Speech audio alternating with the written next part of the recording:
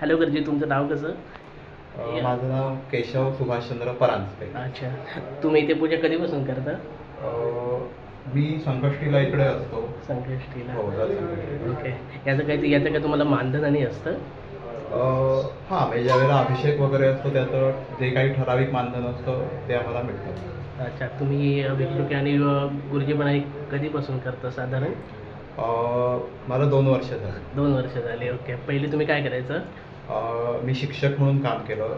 कुठे? प्रायमरी की secondary? Secondary. सेकंडरीला. Okay. ठीक आहे.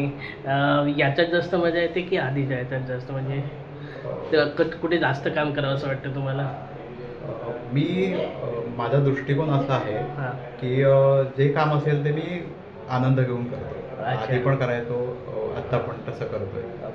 आता लोक जास्त स्पिरिच्युअलीकडे वळत आहेत आणि देवस्थानाकडे वळत आहेत, याच्याबद्दल तुम्हाला काय म्हणायचं आहे जास्त? खरोखर आनंद आहे 100%. अच्छा. कारण मध्यंतरी असा काळ होता की जर का तुम्ही स्पिरिच्युअल आहात हं. तर एक कमीपणाचं मानलं जायचं. ओके. पण आता हे खूप लकी गोष्ट आहे की लोक स्पिरिच्युअलिटीकडे वळत आहेत.